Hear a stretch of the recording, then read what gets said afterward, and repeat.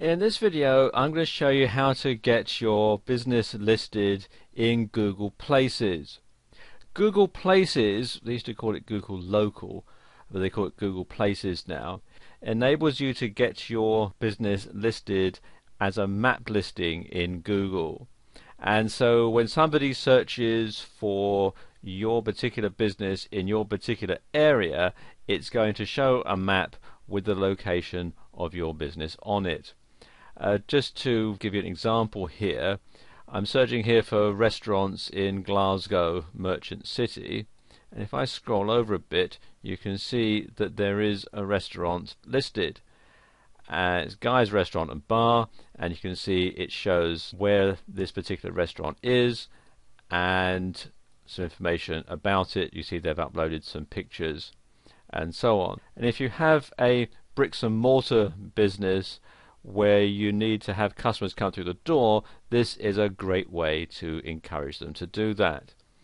Also, when you have your business listed in Google Places, it has a listing on Google Maps.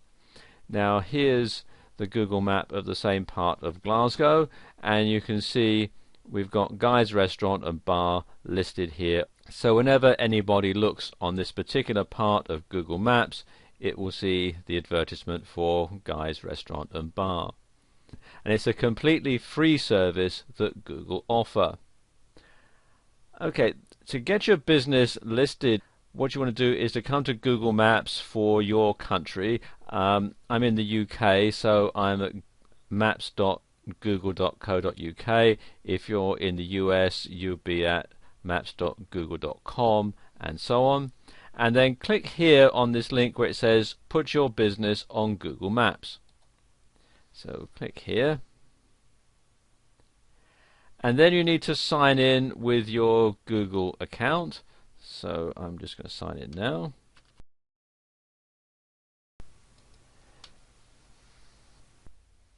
It takes you through to this page, and the first thing you have to do is see if the business is already listed, and you do that by entering the business's main telephone number in this box here. So I'll go ahead and do that now. And then click here on Find Business Information. And it says no address found for a business using, and the phone number there, add your information below.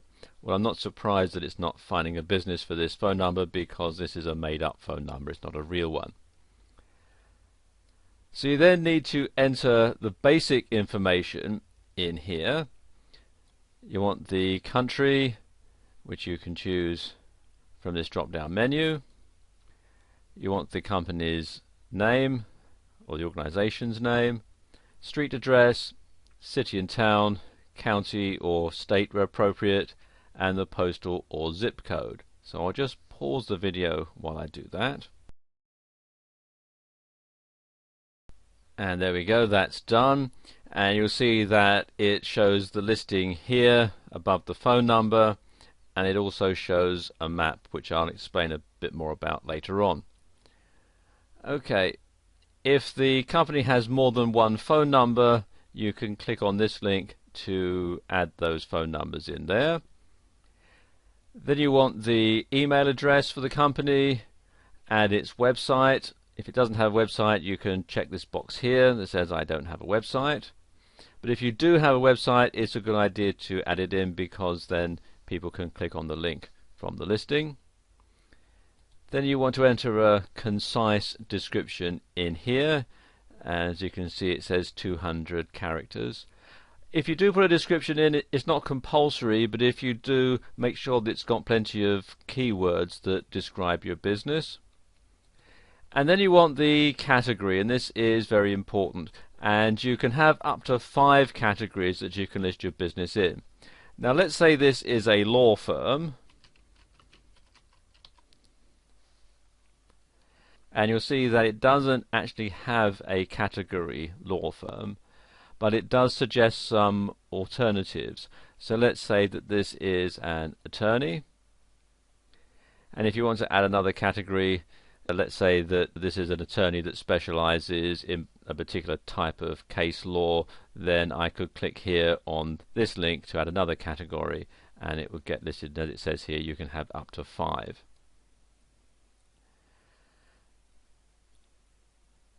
Then we have the service areas and location settings,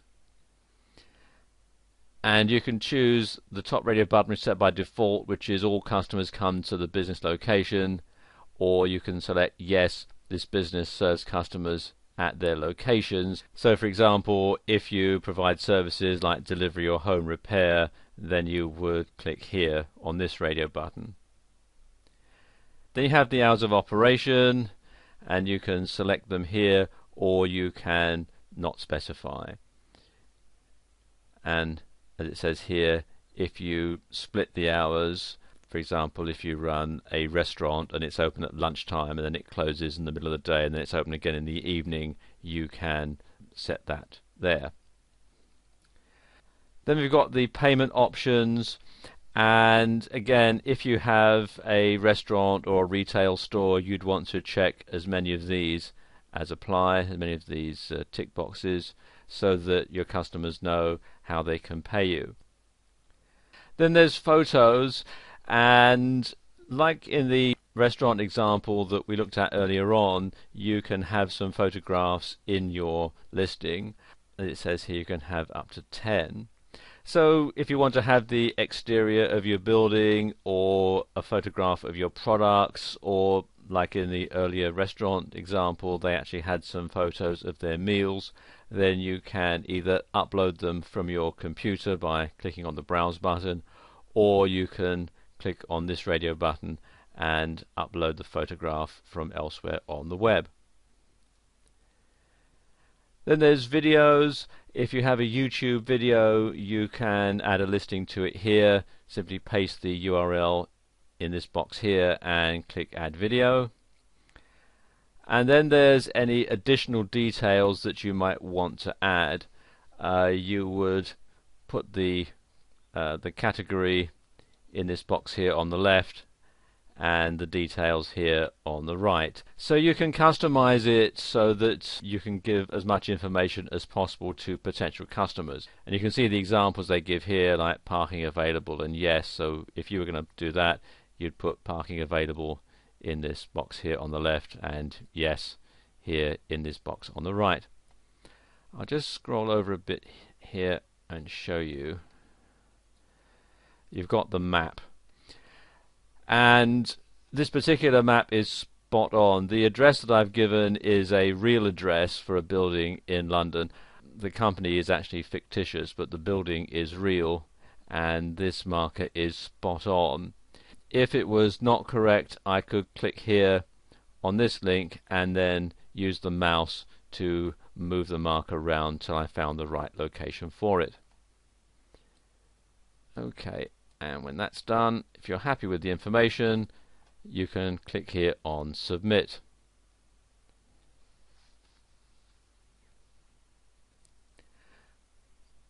Then you'll have to validate the listing. Now in the UK this can only be done by postcard. Google will send you a postcard and then you'll follow the instructions on it to validate the listing. In the US you can actually validate it by phone. They will call you and then you can simply follow the instructions that they'll give you over the phone. When you're validating by postcard, you can also have a contact name, which is useful if the organization is quite a large one, so it makes sure it gets through to the right person.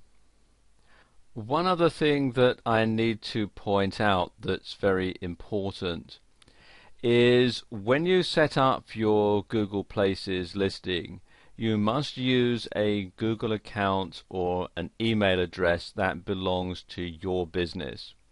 The reason for this is once the listing has been validated, it will be tied forever to the email address that was used to set it up.